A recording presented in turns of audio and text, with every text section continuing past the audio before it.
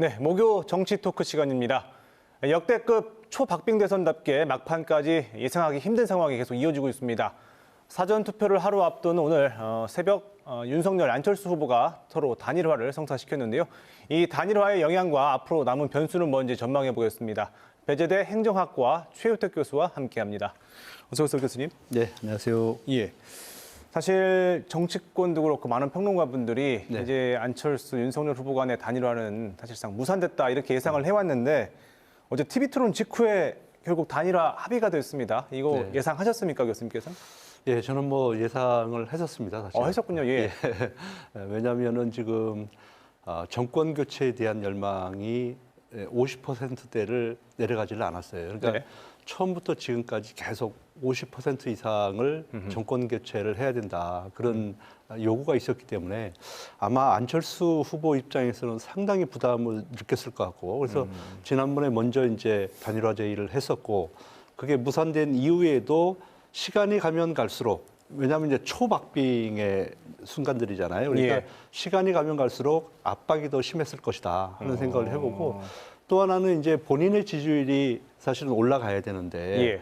계속 이렇게 하락하고 있는 그런 국면이었거든요. 예. 그러다 보니까 아마 그 국민의당 입장에서 그러니까 안철수 후보를 따르는 분들 입장에서 보면 이번 대선에서 만약에 지게 되면 예. 다음에 또 지방선거도 있고 또 그 다음에 또 여러 또 것들이 있는데 예. 거기에서 너무 그 어려움을 겪을 것이라는 막 그런 생각들을 한 것이 아닌가. 그래서 당내에서 압박이 있었을 거다. 예, 당내에서 압박이 좀 있었을 것 같아요. 네. 그렇군요. 사실 내일부터 사전 투표가 시작되고 여론조사 공표도 안 된단 말이죠. 네. 깜깜인 기간인데 사실 이전에 단일화할 기회가 여러 번 있었습니다. 네. 왜 그때가 아니고 지금이었을까요?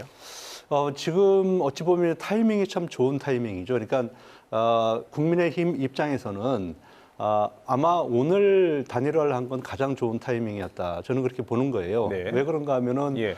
지금 이제 예전 같으면은 사실 SNS가 활발하지 않았을 것 같은 경우에는 미리 단일화가 돼도 그것이 계속 투표일까지 이렇게 가게 되는데요. 예. 만약 미리 이걸 단일화가 돼버리면 그 효과라고 하는 것이 바로 상쇄돼 버리는 거거든요. 근데 내일이 당장 내일 모레가 지금 사전 투표 아니겠습니까? 그래서 또 어제 같은 경우에는 또 마지막 대선 토론이 있었는데요.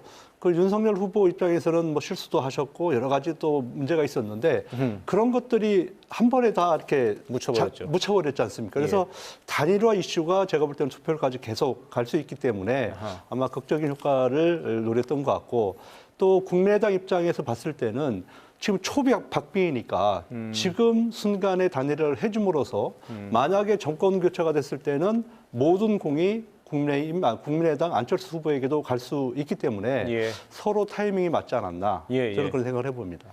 이번에는 그럼 파장도 한번 짚어보겠습니다. 네. 안철수 후보가 보통 7에서 10%의 지지율은 나왔단 말이죠. 근데 이게 단일화를 한다고 윤 후보에게 다 가진 않을 거란 예상이 있는데 얼마나 갈 거로 예상하십니까? 물론 다 가지는 않겠죠. 예. 다 가지는 않을 거고 어쩌면 더 갈 수도 있는 거예요, 사실은. 지금 부동층에 있는 표들이 이제 더 몰릴 수도 있는데요. 제가 봤을 때는 지금 만약에 이제 안철수 후보의 지금 표가 지금 지지율이 한 10% 정도 된다고 그러면 예.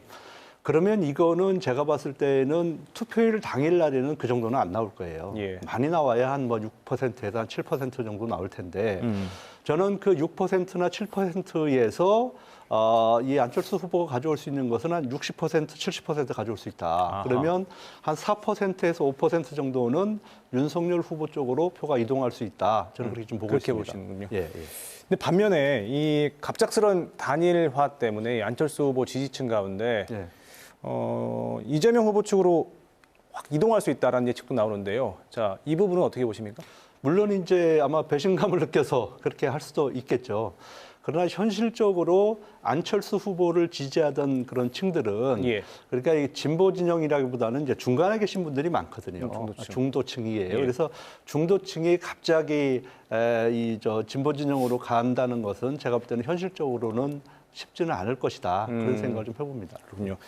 그리고 이 기존 민주당 지지층 가운데 자, 이번 단일화로 위기의식을 느껴서 지지층 결집을 할 것이다라는 예측도 있는데 동의하십니까? 예전에 이제 노무현 전 대통령하고 그다음에 정몽준 후보 그때 이제 그런 효과가 났었죠, 사실은. 예. 그런데 이번하고 그때는 좀 다른 것 같아요. 이미 이제 지난번에 그 윤석열 후보가 이제 적폐 수사 뭐 이런 얘기 했을 때 이미 민주당은 집결이 저는 됐다라고 보는 거거든요. 특히 이제 이 친문 진영에서 그 말 한마디에 사실은 이제 그때부터 집결이 됐다라고 보는 거고 그렇기 때문에 아마 이번 단일화 때문에 더 여권이 이렇게 강하게 집결한다 뭐 할 수도 있겠지만은 그 효과는 이미 보았기 때문에 그렇게 크지는 않을 것 개인적으로 같습니다. 그렇게 보십니다. 예, 예. 알겠습니다. 자, 끝으로요. 예. 대선까지 엿새 남았는데요. 남은 변수 뭐가 있을까요?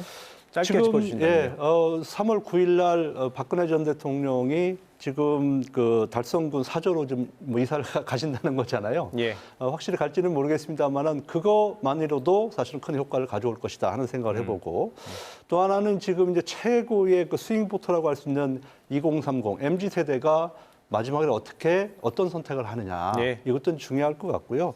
마지막으로는 이제 그 우크라이나 사태 있지 않습니까? 네. 과연 러시아가 핵카드를 쓰느냐 안 쓰느냐 이것도 평화냐 안보냐 이슈에서 아주 중요한 포인트로 작용할 수 있다 저는 그렇게 보고 있습니다. 예, 이제 딱 엿새 뒤에 결과가 나옵니다. 그때까지 어떻게 되는지 지켜보죠. 예, 오늘 말씀 고맙습니다. 네, 감사합니다.